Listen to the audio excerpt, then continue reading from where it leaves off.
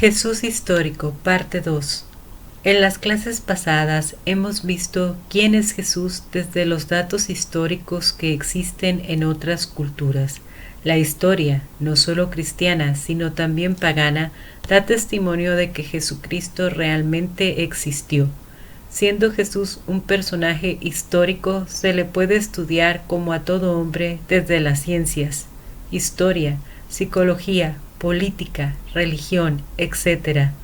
Jesucristo no es un mito, existió realmente. Existen algunos documentos históricos sobre Jesús de Nazaret. Asegurada la existencia de Jesús, es preciso cuestionar ¿cuál es el auténtico Jesús? ¿Dónde descubrirlo? ¿Hay un solo Jesús o varios? Los evangelios son camino para un encuentro con el Jesús verdadero, pues son la fuente principal para conocer a Jesús. Para más detalles, te invito a ver los videos de Jesús Histórico Piloto y Jesús Histórico Parte 1. Hoy vamos a iniciar con un tema del que a veces no estamos muy preocupados. La historia procede a través de semblanzas. Cuando se trata de personajes históricos, se hacen semblanzas porque no hay biografías, porque no hay videos, porque no hay test psicológicos, psiquiátricos, y porque se tiene que poner a trabajar la imaginación. La historia no es un relato cerrado a la imaginación. Así, padre, ¿cómo que la historia no es algo cerrado a la imaginación? No. Todos los escritores de la historia, todos los historiadores tienen un mapa mental, tienen una idea, tienen una forma de desarrollar a partir de su creatividad y a partir de su imaginación. Aun cuando se tengan todos los datos habidos y por haber, aquí tenemos personas que ya tienen bastante recorrido. Voy a ser agresivo, don Luis. No vino. ¿Se acuerda usted de John F. Kennedy? Sí. ¿Y qué es lo que se acuerda? Pues nada más me acuerdo de cuando lo asesinaron. Las noticias fuertes. Ah. El día que lo asesinaron, Dallas, y los movimientos que hizo, probablemente su opinión también la tenía ya sobre Lyndon Johnson, que fue el presidente que le suplió. Entonces, pero el punto al que voy es, cuando nosotros tenemos memorias, yo tengo memorias antes de tener memorias. Así, a ver, explique eso. A mí me platicaron que yo me aventé cuando era niño una presa. Y ahora mi imaginación ha conectado los puntos. Yo no puedo tener memoria de ese evento porque la verdad no me acuerdo. Pero a partir de los relatos que he escuchado de una persona, de otra persona, de otra persona, mi imaginación ha armado un cuadro, una película. Entonces, pero eso es lo que llamamos nosotros el trabajo de la imaginación. Cuando no recordamos las cosas es unirlas a través de las distintas fuentes que tienen. Puede ser relatos, puede ser una que otra fotografía. Así, padre, ¿usted se acuerda cuando tenía 1 año de vida? No, pero me acuerdo de las fotos. O sea, me acuerdo de las fotos. O sea, no me acuerdo de eso, pero me acuerdo de las fotos y a través de las fotos construyo un marco desde donde sea lógico, desde donde sea aceptable. Ahora sí, el relato o la semblanza o el punto de vista que se tiene. La historia procede a través de semblanzas. Nosotros vamos a hablar ahorita de una persona, les voy a hacer 3 nombres, les voy a decir 3 nombres. Si me dicen cómo era la salud de cada uno de ellos. Mahoma, ¿cómo era su salud? Buda, ¿cómo era su salud? Gautama, se me olvidó, Siddhartha Gautama. Buda. Se me quedan viendo así. Pero la broma es que si les pregunto cómo era la salud de Jesús, se van a quedar igual. Esa es la bronca. Ahí sí tenemos problemas. O sea, ahí sí tenemos problemas porque tampoco sabemos cómo era su salud. Cuando pensamos en la fisionomía de Jesús de Nazaret, ¿cuántos de ustedes conocen carpinteros de toda la vida? En mi pueblito bicicletero mi familia se dedicaba a la carpintería, una parte de la familia, ¿no? Y eran los carpinteros de ese pueblito bicicletero durante muchos años. Estamos hablando que durante 40 años ellos fueron los carpinteros que formaron a casi todos los carpinteros que hay ahorita todavía en el pueblito. Ya son los dueños de pequeños talleres. Entonces, ¿cómo se imaginan los que no conocen a ningún carpintero? ¿Cómo se imaginan que son? Físicamente, gorditos, así, llenos de vida como sus servidores. ¿Cómo se los imaginan? Delgaditos. Delgados. Fuertes. Fuertes. Porque hacen mucho trabajo. Con las manos. A decir, ¿y delgado tirándole a flaco o delgado tirándole a una persona llenita? A una persona ya está de condición. O sea, estamos hablando de alguien que trabaja con las manos, alguien que trabaja fuerte, que trabaja todos los días. Entonces, al imaginar un carpintero, sería fácil decir que nuestro Señor tendría cuerpo de carpintero. Digo, nomás trabajó 30 años y su papá también era carpintero. Digo, voy a hacer así como su papá era carpintero, pero o sea, aquí vamos a algo divertido. Cuando era su padre adoptivo, pero igual de dónde aprendió las posturas, los gestos, el trabajo, la forma de vida, la forma de alimentación, la aprendió de San José. Entonces, a lo que voy es,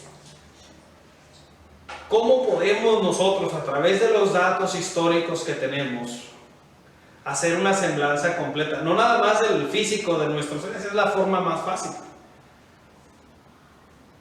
Esa sería la más fácil, pero no nada más nos vamos a detener en una semblanza en torno a su físico, sino también una semblanza en torno a su capacidad intelectual, una semblanza moral, una semblanza psicológica. Y todo esto no lo vamos a hacer a partir de la fe, porque luego nos pintan, gracias a Dios aquí no tenemos ninguno. Conste que yo no tuve nada que ver. Luego nos ponen a un Jesús güerito de ojos azules, con sus rizos bien planchados. Y le decimos, sí, los judíos, si conocemos judíos, sí hay judíos güeros. Pero era tan probable que Jesús fuera güero en Jerusalén como es probable que alguien sea güero aquí en México. El 2%. El resto era café con leche igual que nosotros. Unos más y unos menos. Entonces, pero el punto al que voy, cuando nos ponen a un Jesús de 1,80, 1,90 de estatura, cuando nos ponen a un Jesús con esas características, pues no conocen bien la fisionomía de los pueblos de Israel. Ahora, nosotros vemos la imagen, ahorita si alguien piensa en Jesús, se acuerda de Jim Caviezel por la película de La Pasión. O sea, dice, la imagen que tenemos metida en nuestra cabecita después de haber visto esa película es la imagen de este actor. Dice uno, Jesús tenía que ser como él. Y yo ya veo otros en algunas series y digo, no, este está bien piratón, no, mi Señor no podía estar así. Entonces, pero bueno, vamos a proceder a ir revisando la semblanza. La semblanza no la vamos a encontrar en ningún estudio psiquiátrico, fisiológico, sociológico. Lo tenemos que descubrir de lo que nos ofrecen las fuentes. Esto es como armar un rompecabezas y ojalá tengamos todas las piezas. Es como armar un rompecabezas. Lo vamos a hacer a partir de los datos que tenemos. La parte más difícil, la semblanza espiritual. Hay por ahí un santo mexicano, un beato, el padre Miguel Agustín Pro. Miguel Agustín Pro. No sé si le estoy cambiando el nombre. Sí, el Padre Pro. Dice, vida íntima del Padre Pro. Cuando se escribió este libro, Padre Pro murió mártir, Japón. Cuando nos preguntan a nosotros qué significa una semblanza espiritual, ¿qué entendemos nosotros por una persona espiritual? Si estamos esperando que tenga los ojos de borrego ahorcado a medio morir y mirando siempre hacia la derecha y hacia arriba, así, hasta el primer metro, ¿no? Pues obvio que nos vamos a quedar muy cortos. Mañana celebramos a San Pío del Pietrelcina. Y si les pregunto cómo era San Pío, algunos a lo mejor me dicen, no, pues los estigmas y sus manos y su mirada. Y si yo les dijera, ¿alguien sabe que cacheteaba gente? Cuando llegaban cínicos a confesarse, él los cacheteaba, porque a los cínicos no los soportaba. O sea, no quiere decir que no los quisiera, que no los amara, que no los ayudara a convertirlos, pero no los toleraba. O sea, no toleraba a los cínicos, a los que llegaban hablando mal de los demás, de, ay padre, qué fuerte era el Padre Pío. Si era muy fuerte, pero ¿cómo descubrimos nosotros una semblanza espiritual? Si les pregunto cuál era el punto, la base de la semblanza espiritual de Jesús, del Jesús histórico, ¿cuál era? O sea, ¿cuál era la base de toda su vida, de todo lo que hacía, de todo lo que quería hacer? La oración. La oración es un medio de comunicación. Le voy a decir, no es tan lejos del reino de los cielos. Pero hay algo más sencillo. Su base, la base de toda su vida espiritual es su relación con el Padre. Es su relación.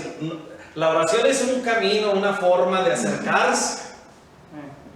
Y el amor es la realidad primigenia, la realidad fundamental. Del amor nace, del amor se crea, del amor se comparte, del amor, la base de todo. Pero decir el amor nos queda nosotros quedamos que íbamos a basarnos en la historia. Históricamente, la base de todo lo que él dice, de todo lo que él hace, es su relación con el Padre. A los 12 años se pierde, ¿y qué dice? No sabía, creo, de estar en las cosas de mi Padre. 1000 puntos. Se pierde a los 12 años y lo que dice cuando lo quieren regañar es eso. Cuando enseña a orar a los demás, ¿cómo se llama la oración que enseña? Cuando habla de la figura de la misericordia encarnada, ¿de qué manera lo representa? El Padre misericordioso. Entonces, voy a mi Padre y vuestro Padre, a su Dios y a vuestro Dios. Cuando pone la medida de la santidad, ¿qué dice? Sean misericordiosos, ¿cómo? Como su Padre es misericordioso. O sea, esa es la modalidad, la medida y el centro de su semblanza espiritual. Es la plataforma, esa es la plataforma. ¿Cómo explica su vida? Como obediencia al Padre. ¿Cómo explica su muerte? Cómo llevar a las últimas consecuencias la misión que su Padre le encomienda. Entonces, estamos hablando aquí de esa plataforma. Teológicamente lo pudiéramos llevar más lejos, pero históricamente es muy fácil probar esto. Es muy fácil probarlo en los evangelios. Ahorita traigo un texto ahí que si me dan ganas y tengo tiempo se los voy a leer, si no nada más se los voy a... Ahora sí, ya le pasé a Beche el archivo donde vienen los apuntes que estoy siguiendo. ¿No ha revisado su teléfono? No, sí, pero era algo de la Santa Cruz. Sí, es de la Santa Cruz. Pero bueno, el punto es, la base es, en términos de la semblanza espiritual, es la relación con su Padre. Esta es la semblanza espiritual. El Padre es el centro de todo lo que hace. Todos nosotros tenemos que tener una idea. San Ignacio de Loyola, fundador de ahora sí, de los jesuitas y de las Iberos y de la Náhuatl y muchas universidades, la Universidad Pontificia de Roma, la Universidad Gregoriana de Roma, perdón. Ahora sí es fundador de todo esto. Y el Papa actualmente es jesuita. El Papa Francisco surgió de esta congregación. Pero a lo que yo voy es, todos en nuestra vida ocupamos algo que él llamaba principio y fundamento. San Ignacio de Loyola. Principio y fundamento. El principio y el fundamento son aquellos momentos que le dan sentido a toda nuestra vida. De chico alguno dijo que quería ser bombero, otro dijo que quería ser, no sé, muchas cosas. Yo quería ser piloto aviador. Dije, piloto aviador o ya de perdida jesuita. Porque me impactó mucho la película de La Misión. Me impactó mucho la película de La Misión, pero luego me dijeron dónde estaban y estaba muy lejos en mi casa y dije, ay no, gracias, qué flojera.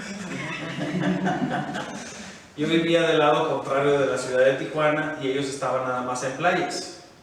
Y estando en la prepa me encontré a dos jesuitas.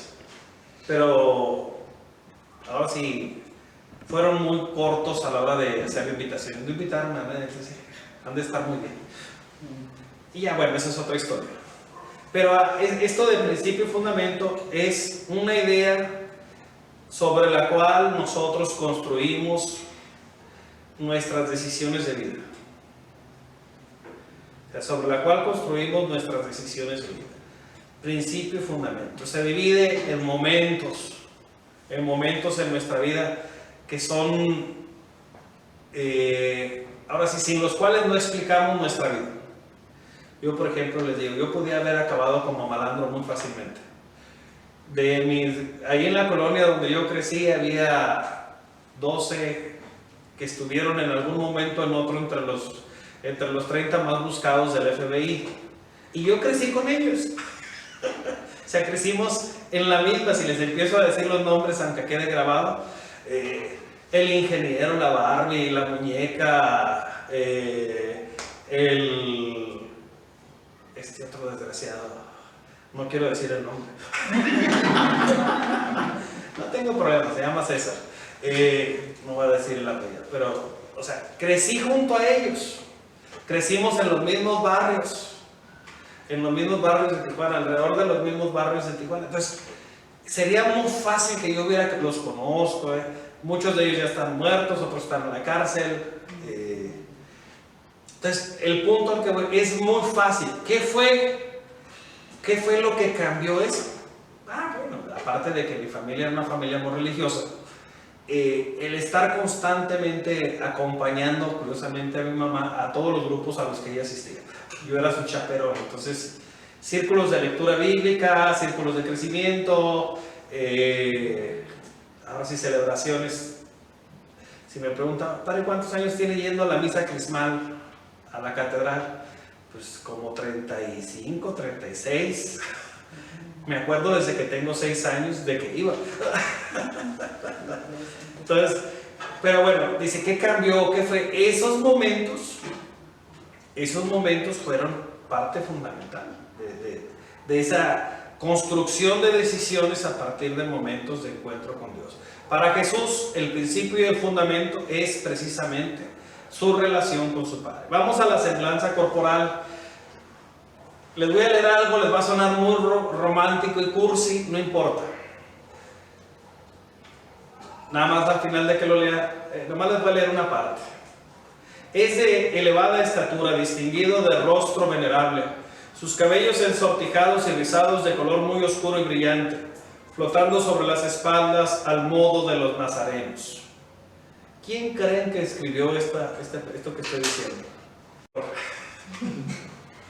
O una admiradora. Lo curioso es que lo escribió un tal Publio Lentulio, procurador de Judea al emperador, en una carta al emperador. Se estaba haciendo una descripción de cómo lo vio él. De cómo lo vio él. Y obvio, este escritor pues era alguien que tenía la capacidad de, ahora sí, de describir la belleza estética, y así lo describe. Pero bueno, vámonos a lo que nos interesa. ¿Quién de aquí tiene estómago de perro?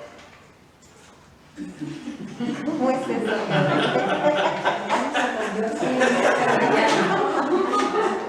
Bueno, en el seminario nos decían a nosotros que había que tener estómago de perro, porque íbamos a comer en todas partes y de todo tipo de comidas y no nos tenía que hacer daño. ¿A quién andaba de casa en casa? ¿Quién andaba de comida en comida? ¿Quién andaba visitando y probando de aquí, probando de acá? Un tal Jesús de Nazaret. ¿Qué se ocupa? ¿Qué se ocupa para tener esa capacidad de comer? A mí me cambia en una semana aquí en la mano de la que está haciendo la comida y empiezo a batallar. Empiezo a batallar. ¿Qué se ocupa para poder aguantar esto? Aparte de la juventud, ¿qué se ocupa? Se ocupa tener un cuerpo robusto y resistente. Recordemos que nuestro Señor, cuando andaba en esas correrías, tenía 30 años. Tenía 30 años, entonces era joven, era robusto, era fuerte y era resistente. No nada más resistente promedio. Estamos hablando de una persona de trabajo rudo que caminaba en ocasiones hasta 30 kilómetros al día. Yo he caminado 2 o 3 veces 12 kilómetros y al día siguiente no me puedo mover. No sé ustedes cómo andan en sus caminatas. Me mandaron de niñero con los seminaristas una vez que fuimos de peregrinación a México. Y eran puros adolescentes y yo los tenía que cuidar. Y me dijeron, estos 5 son tuyos. En algunas de las pirámides les dije, yo aquí los espero, adiós. Pero bueno, estamos hablando en su semblanza corporal, de una persona robusta y fuerte. Robusta y fuerte. Así, padre, ¿cómo sabe que recorrió una vez 30 kilómetros? Bueno, de Betania a... Es que les digo el nombre porque no quiero echarles mentiras. La calzada que va de Jericó a Betania. Esa es la distancia que hay. Digo, por aquello de que alguien vaya a meterse a Google y vaya a buscar cuánta distancia hay. El Evangelio no dice que recorrió 30 kilómetros, dice que hizo ese recorrido en un día. Pero bueno, también tenemos que ver por qué era necesario que nuestro Señor tuviera un cuerpo resistente y fuerte. Bueno, aparte de que andaba de casa en casa comiendo, andaba caminando. A mí ahorita, sin agresión para los jóvenes, me sorprende que andan todo el día con el biberón. Padre, ¿qué es el biberón? Su botella de agua, y luego no aguanta 15 o 20 minutos sentados porque tienen que estar yendo al baño. O sea, dice, una cosa es que se hidraten, o sea, que tomen agua cuando tienen sed, y otra cosa es que estén del al biberón. Entonces, ustedes se imaginan caminar 8 o 10 horas en una jornada. ¿Cuánta agua pueden cargar? ¿Cuánta agua pueden llevar? ¿Dónde había agua? ¿Dónde había esto? ¿Dónde había lo otro? Y había veces pues que tampoco había comida. O sea, no había comida. Entonces, para mantener un plan de trabajo como este que tuvo el Señor durante estos 3 años, su salud, su estado corporal, su estado de condición física y todo esto tendría que ser admirable. Porque en los evangelios en ninguna parte se nos habla de sus enfermedades, o que estaba como el señor cura achacoso que subía así jalando las escaleras y cosas así. Entonces, ahora bien, ¿cómo era el porte de nuestro Señor? porte de nuestro Señor. Aquí vamos a tener problemas en nuestra cultura, ¿no? Lo que voy a decir a lo mejor a alguno no le gusta, no me interesa. Nomás lo estoy repitiendo, es bien escrito. El porte de nuestro Señor era majestuoso y viril. Así, ¿cómo que majestuoso y viril? ¿De qué se trata eso? No sé si les ha tocado conocer personas santas a ustedes. A mí sí, yo sí tengo ese privilegio, ese gusto. Y cuando uno conoce este tipo de personas, lo impactan a uno. Lo impactan. Y podemos hablar de X, Y, Z. Por ahí está el Padre Che. O sea, no es que al decir que tiene un porte elegante, majestuoso, santo, no es, qué exagerado es. Si algún día pueden, vaya, visítenlo y después platicamos. A mí me tocó conocer a Madre Antonia, paz descanse, que ya deberían de estar iniciando su proceso de canonización. El punto es, no es, Madre Antonia no es que fuera muy alta o que fuera muy fuerte, y tenía ese porte majestuoso, ese porte que se atrevía, o sea, cuando asesinaron a Colosio, hubo una familia a la que le cargaron el muertito, con todo respeto y sin afán le cargaron el muertito, y ella andaba protegiendo a la familia porque habían andado matando, y ella los escondió.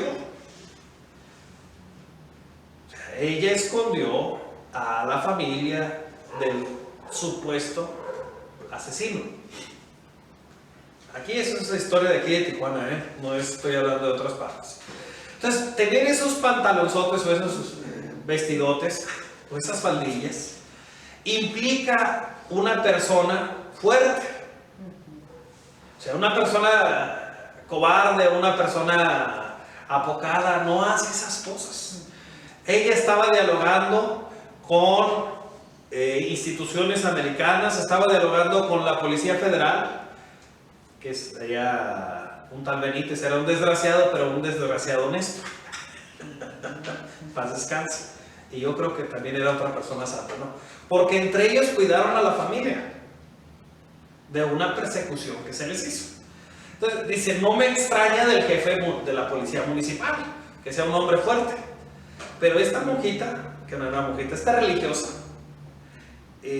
sí tenía esa capacidad. Entonces, conocer ese tipo de personas nos da a uno cómo tendría que ser el porte de nuestro Señor si estas personas que yo conozco, que no son más que mortales, pueden tener esta capacidad.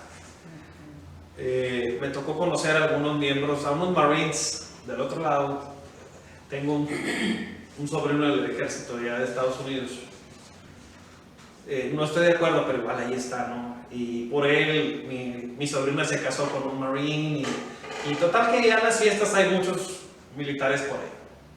Cuando uno conoce a esas personas con ese porte, esa fortaleza, esa forma de desarrollarse, de desenvolverse, dice uno, a eso se refiere con el porte viril.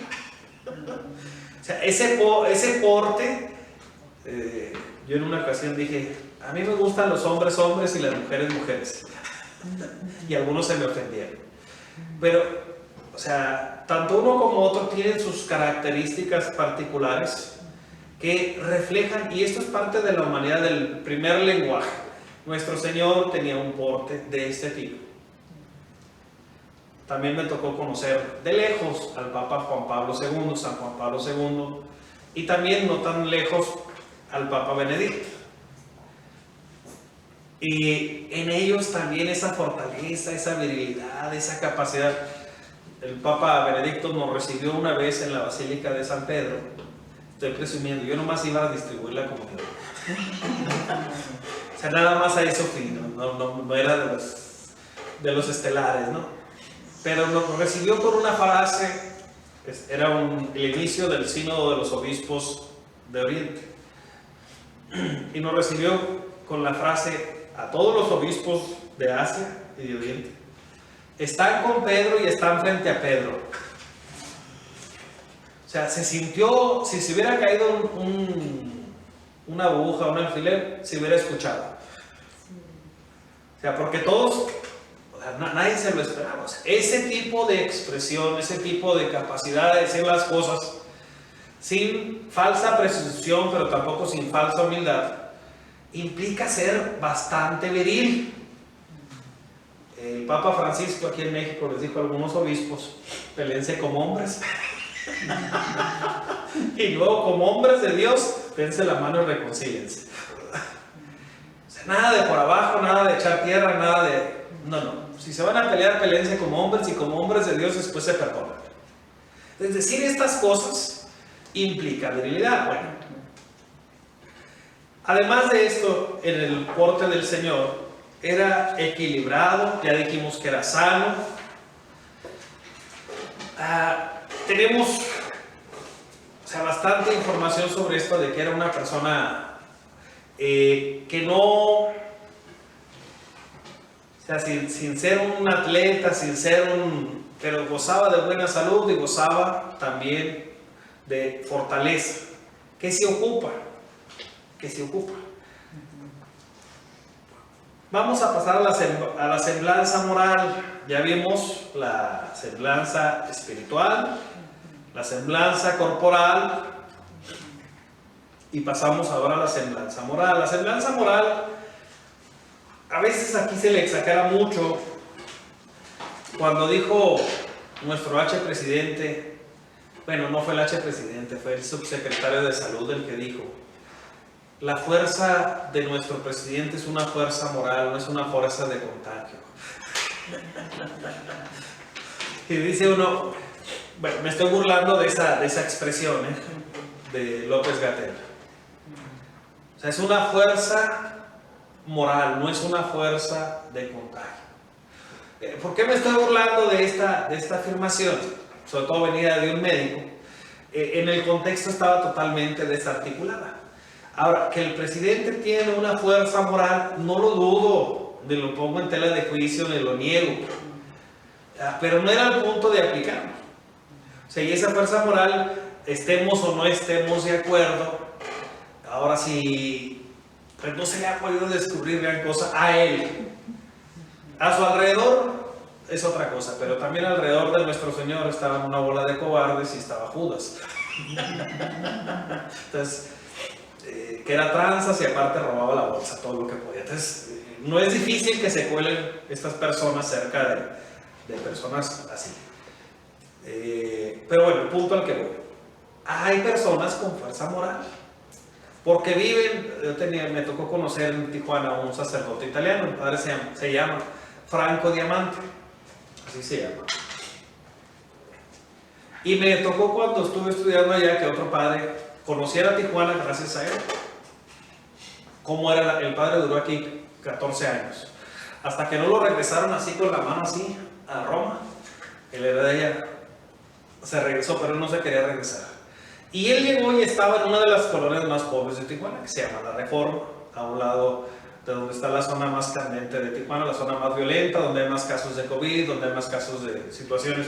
Hoy, al frente de la parroquia, le dejaron 4 hieleras llenas de pedazos de animales, con narcomensajes ahí dirigidos a todos los de esa colonia. Me refiero a así que Sánchez Taboada. Aquí traigo las fotos, si quieren verlas. Me las mandó mi padrino, que es el que está ahí enfrente de la parroquia. Dejaron esos recuerdos. No iban dirigidos al padre ni a la iglesia, claro, no más que como que es el centro de actividades ahí, el centro de ese pequeño planeta. Bueno, este sacerdote le tocó estar en Tijuana en una época difícil, en una zona de las más candentes también. La Sánchez, Taboada, La Reforma, El Reacomodo, que son colonias pesadas. Pero el padre llegó así con un estilo, pues, de desprendimiento. Él sabía que venía misión, y empezó a trabajar por una comunidad de una manera que no estábamos acostumbrados en Tijuana. No estábamos acostumbrados. Yo tendría en aquel tiempo unos 21 años, 22, cuando mucho. Pero esta persona, cuando hablaba, se le escuchaba. ¿Y por qué se le escuchaba? Por su testimonio de vida, por su sobriedad, por su capacidad de tener las puertas abiertas sin miedo absolutamente a ninguno de los que acusaban de malandros, por su forma de ser. Entonces es un hombre santo, ¿no? Entonces el punto al que tenía esta semblanza moral. Estoy poniendo el ejemplo de una persona común y corriente para luego multiplicarlo a la hora de acercarnos a la persona de Jesús. Estamos hablando de una persona que no tenía esa complicidad hacia el pecado como podemos experimentar nosotros. Voy a poner un ejemplo propio. Así, padre, si mencionan la palabra gansito, ¿qué pasa? Se me antoja.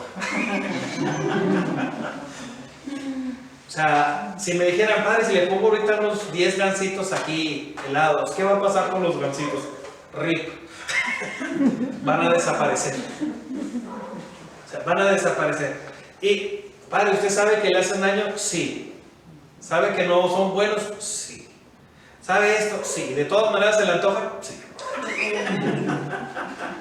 Eso se llama cooperación hacia el mal.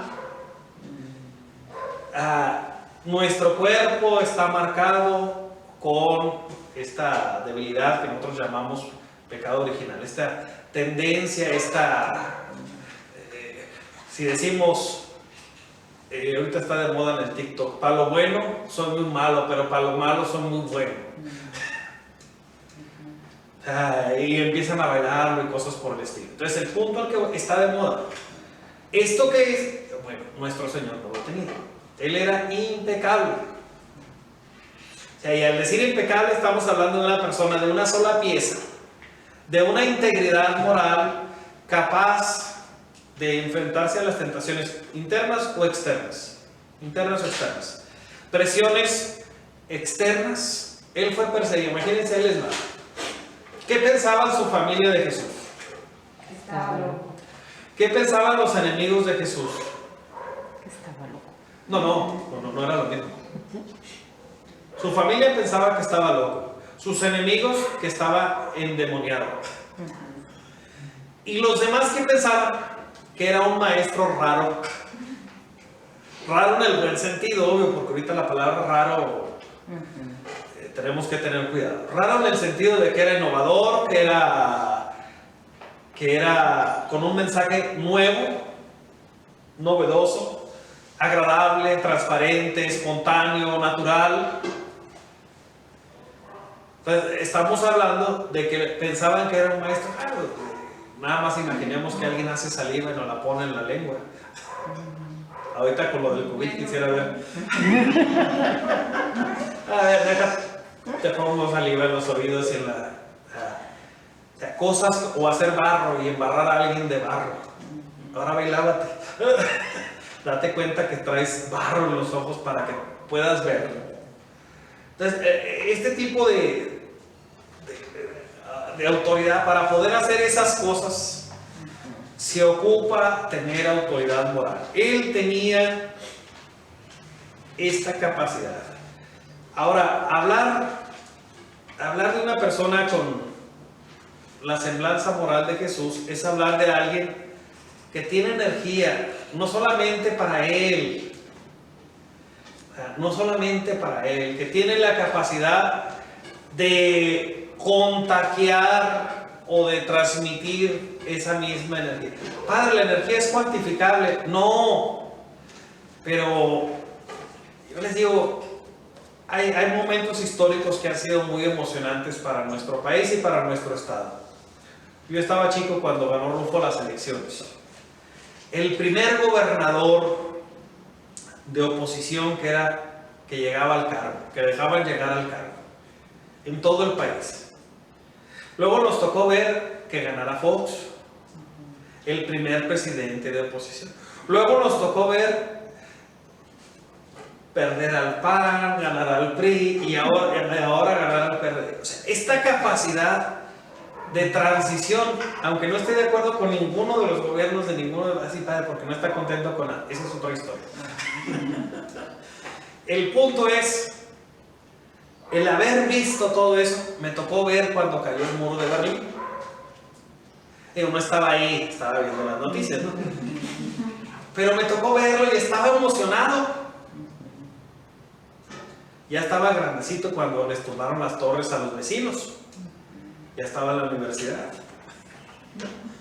O sea, todo esto que me ha tocado son momentos en los que se ha necesitado la fuerza moral de alguien para rescatar o para motivar a otros. Sí es posible compartir la fuerza moral que alguien tiene.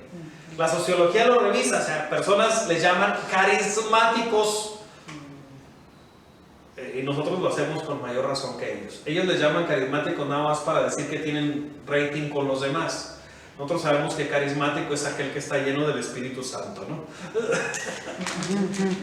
Y todos los bautizados, para ser precisos. Bueno, esta energía moral se transmite, se acompaña de un temperamento fuerte. Hay algunos padres que yo tengo un temperamento muy fuerte. No, es un temperamento débil, porque sucumbes al capricho, al berrinche, a esto o al otro. Las personas que tienen un temperamento fuerte no las doblegan con este tipo de cosas. Yo me imagino a un soldado marchando con 60 kilos arriba, extras, no de su peso, extras, durante 8 o 10 horas. O sea, me van a decir, es que va a cambiar se va a sentir mal. No, no se va a sentir mal. Está entrenado para eso, resiste. Y si no lo resiste, no tiene nada que hacer ahí. O sea, es santo remedio. O sea, pero no es alguien. Yo me imagino, algunos piensan, el padre es bien paciente. No, paciente los carafieros, los taxistas. Ellos son pacientes. Eso de que se suba alguien y pagarle 20 pesos con un billete de 500, yo lo ahorco. Yo en ese momento lo golpeo, lo cacheteo. Dice, es muy paciente. No, paciente a veces la enfermera que le dice no coma cochi, no coma esto, pero puedo comer taquitos de carnitas, o puedo comer tortas de jamón. Dice uno, bueno, ¿de qué manera se lo explico? Esa gente es paciente. Se ocupa un temperamento fuerte. Yo me imagino al Señor a la hora que le preguntaban tantas cosas. Por ejemplo, ¿y a nosotros qué nos va a tocar?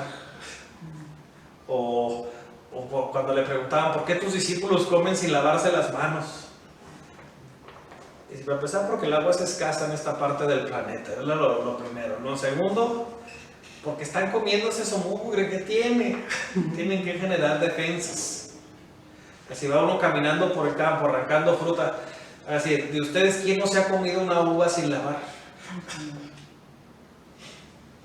Yo sí. Iba así, cortándolas de la parra, pero y caliente. No te la comas, te vas a enfermar del estómago. Sí pasa, pero no importa. Vamos a la semblanza intelectual. Semblanza, ¿creen que era nuestro Señor? ¿Era inteligente o no era inteligente? ¿Y cómo decimos nosotros que una persona es inteligente o no? Porque esa es la parte difícil. Está mal que lo diga porque aquí está su familia, ¿no? Pero si algún día platican con Manuelito y le preguntan sobre cosas trascendentales, Manuelito tiene 7 años, y le preguntan sobre cosas trascendentales, les va a dar su respuesta. Y él es muy sencillo, no se complica para nada. Y a mí me encanta cuando estamos platicando. Es monaguillo, cuando estamos para entrar a alguna celebración o algo. Estaba un día esperando una quinceañera y no llegaba la quinceañera. Y le pregunto, Manolito, ¿puedo empezar sin la quinceañera? Y me responde, usted es el padre. Pero ¿puedo empezar o no puedo empezar? Usted es el padre, ¿por qué me pregunta a mí? Igual, ya pasó, ¿no? Sí, empecé la misa sin la quinceañera. Luego había una boda y no llegaba, no me acuerdo quién no había llegado. Y luego, ¿puede empezar la misa sin los novios? Y me dijo, no, no puede. ¿Cómo va a celebrar la misa sin los novios? Pero así, bueno, la inteligencia de un niño, la creatividad, la apertura, es inteligencia. Entonces no estamos hablando de que tenga Wikipedia o San Google en la cabeza, estamos hablando de su capacidad para responderle a la vida, a su proyecto, a lo que tiene enfrente. Ahora bien, nuestro Señor, bueno, Jesús de Nazaret, ¿era inteligente o no? Sí, sí. Una persona inteligente a la hora que platica con alguien más, ¿cómo manifiesta que es inteligente? Por la forma Presumiendo como- sus títulos y... No. Sabe escuchar. Primero, sabe escuchar, Sabe contestar. también tiene que saber contestar, pero antes de contestar, Puede No contesta cualquier cosa. sabe observar. O sea, dice uno, ay, qué complicado, saber escuchar y saber observar son cosas básicas. Sí, sí son cosas básicas, pero no siempre las practicamos. O sea, lo primero que tenemos que hacer, ¿por qué era inteligente? Porque sabía escuchar, sabía observar, lo observaba todo. Y una vez que observaba todo, traducía palabras sencillas. Traducía palabras sencillas. Los maestros tenemos varios defectos, entre ellos, no sin agresión, teacher. Tenemos, yo estoy hablando de mí nada más, tenemos el defecto de que a veces utilizamos palabras demasiado técnicas o especializadas. Y las personas, no, de repente, ya te perdí, y ya no me interesa lo que está diciendo lo demás, porque te perdiste con las palabras que estás utilizando. Él inventó parábolas a partir de cosas muy básicas que todas las personas sabían. O sea, supo integrar el conocimiento de su auditorio, supo integrarlo dentro de su enseñanza. Ejemplos, van a decir, ay padre, qué machista o qué feminista. Ejemplos para mujeres en las parábolas. La levadura, La moneda. la moneda. No son las únicas, se les están olvidando varias. El aceite. El aceite para las lámparas, pero hay más ejemplos. Nadie, El remiendo de la ropa. nadie remenda un vestido nuevo, un vestido viejo con un renuevo, con un remiendo nuevo, algo así. Todos esos son ejemplos para mujeres, ¿no? Ejemplos para hombres. La siembra. La siembra, La pesca. la pesca, el que mira para atrás y suelta la rara no es digno de mí. Y si les pregunto, ¿hay aquí algún agricultor? ¿Por qué no funciona si voltea uno para atrás? ¿Qué le pasa al surco? Se va chueco. O sea, es como cuando les dicen, no mires para abajo porque te va a dar miedo, y lo primero que hacemos, bueno, ejemplos para niños.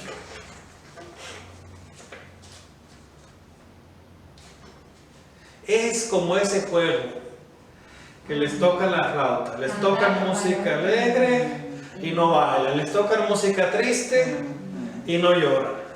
O sea, sabía de juegos, de situaciones, de relaciones, de estructura, de trabajo, de todos estos aspectos. Y no es que fuera un genio,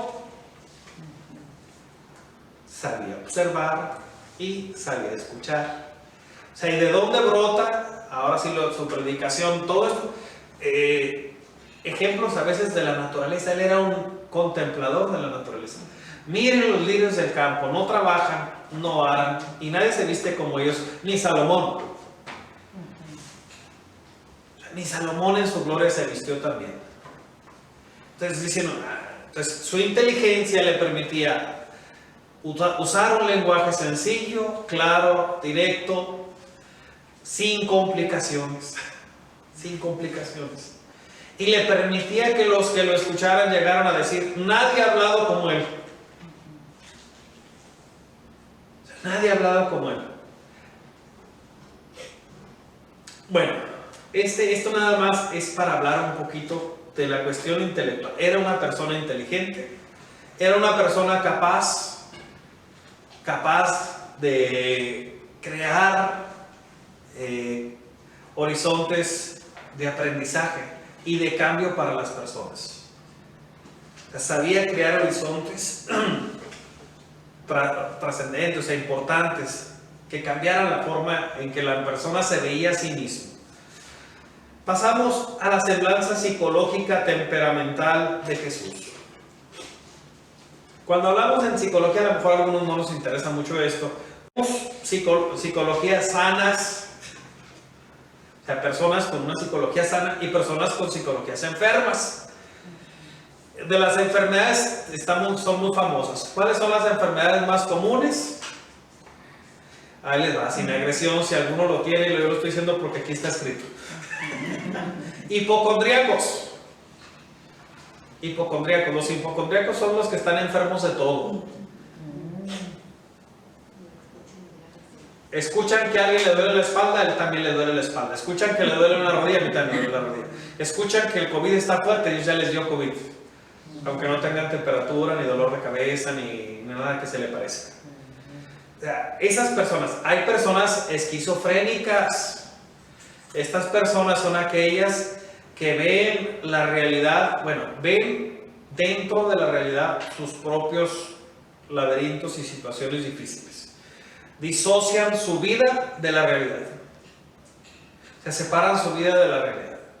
Viven en su mundito y su mundito está pequeño y enfermo. O sea, esquizofrenia. Y hay distintos niveles de esquizofrenia. Hay personas megalómanas. Megalómano es aquel que cree que es el dueño del mundo y puede hacer lo que le dé la gana y es más grande que el planeta. Y van a decir, ay, padre, eso no pasa. Manejen 1 hora, lo reto. 1 hora. Hoy salí de la casa en la mañana, me encontré a Don Luis por ahí, iba pasando, y había un carro estacionado en la mitad de la calle. Pasé yo y le pedí por favor que me dejara utilizar la calle porque él tenía bloqueados los 2 carriles porque estaba en medio. O sea, dice uno, ese es uno. Váyanse a un semáforo, a un alto y vean cuántos se lo pasan. Que van llegando al semáforo y si el semáforo empieza a cambiar a verde, le acelera. No porque vayan a alcanzar a pasarlo, para que los otros incautos que son mortales y tienen que respetar el semáforo, no se les ocurra atravesarse.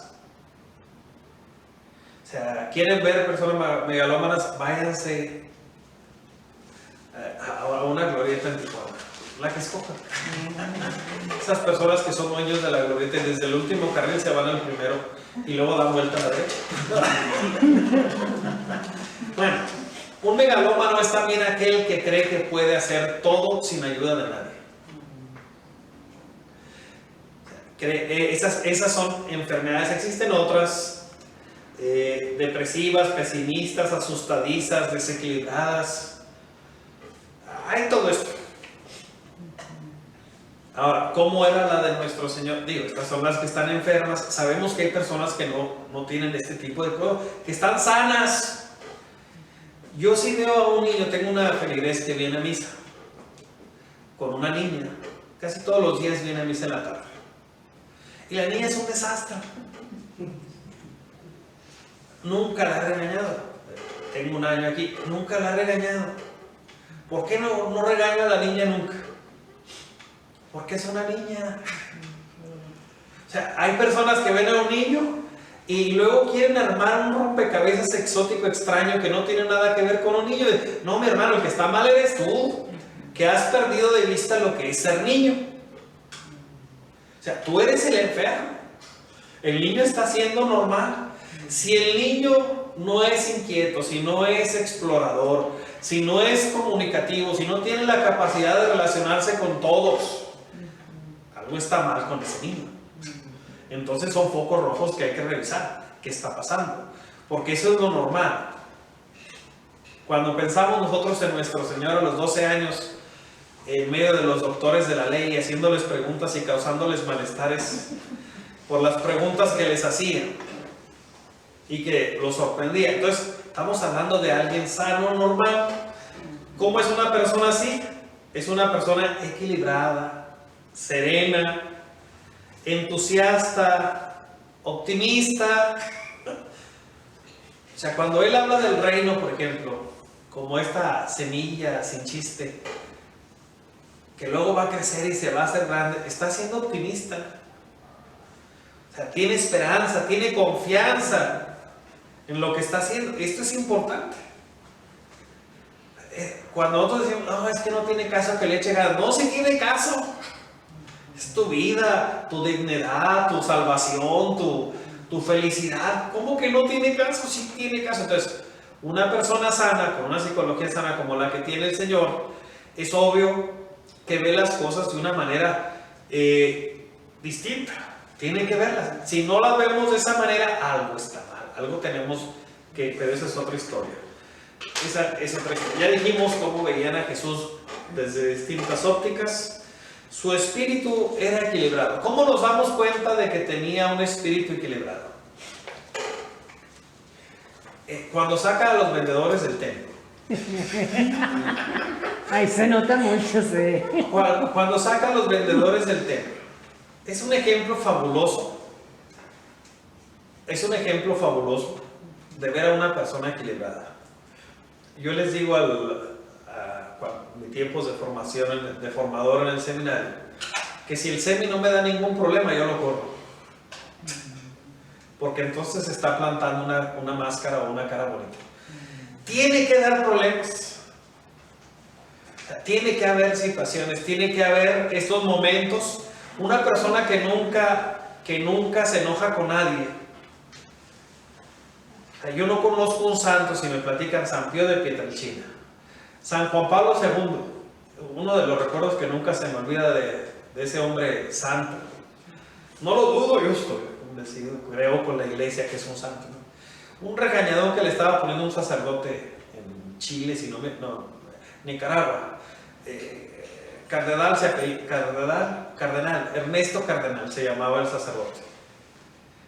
Aquel llega y se hinca para que le dé la bendición el Santo Padre. Estaba enojado porque le habían corregido de la congregación de la doctrina de la fe algunos errores, pero va y posa para la foto hincado delante del Santo Padre, se atraviesa, se mete y se pone enfrente y se hinca. Él para que le diera la bendición y saliera en la fotografía. Todo está bien. Y se ve al Santo Padre haciéndole una de gestos de que no estaba bien lo que estaba haciendo. Posar para la foto, no. Está poniendo santa enjabonada. Dice uno, es equilibrado eso. O sea, lo que no es equilibrado es que estén haciendo algo mal y a ti tenga sangre de atole por las venas. Eso es lo que no es normal. O sea, no es normal que no haya ninguna reacción en ti. Eso es lo que no. Pongo este caso porque había cosas que no comulgaban con Jesús de Nazaret, nuestro Señor. No comulgaban con Él. La duplicidad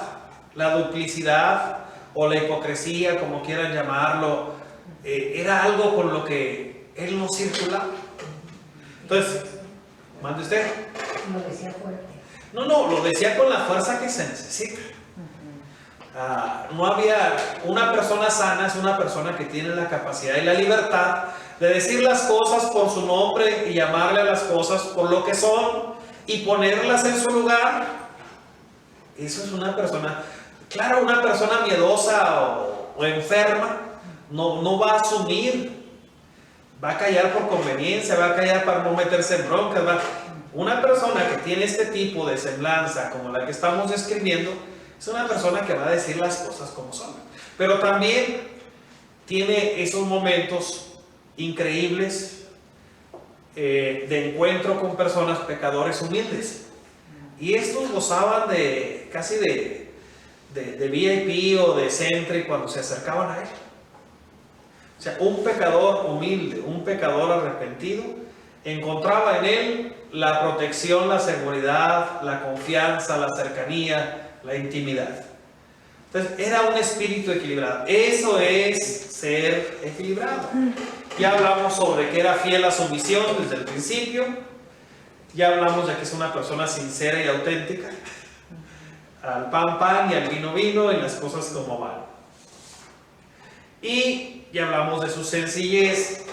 La sencillez, nada más le recuerdo, tiene que ver con la capacidad de no complicarse y no complicarle la vida a los demás. Lo sencillo es lo que no es complejo, complicado. Por eso lo llamamos sencillo. No es ser torpe o ser tonto, ¿eh? Porque a veces decimos, este es un sencillo o un inocente. Y lo que estamos queriendo decir es que es torpe y es fácil manipularlo. A él este tipo de cosas, nomás no.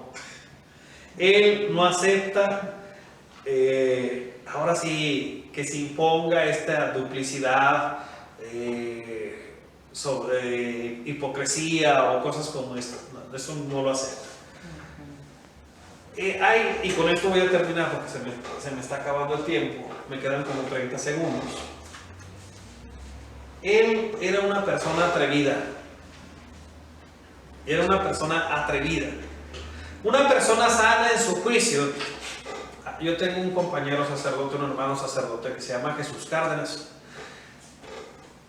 Con él, si usted dice, quiero arreglar esto, ¿cómo te ayudo? O sea, ¿cómo te ayudo? Yo te pongo esto, yo te pongo esto, yo te ayudo con esto. O sea, ese tipo de atrevimiento, de decir, yo me involucro, yo me comprometo aunque pueda sacudirte los zapatos o pueda molestarte. Échale ganas, tú puedes más. O sea, Dios espera más de ti. Expresiones como esas las escucha seguido uno de él. Nuestro Señor también esperaba más de todos y era atrevido.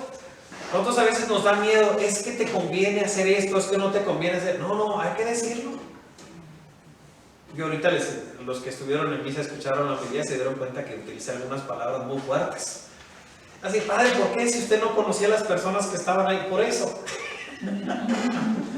Porque tengo un año y no las conocía.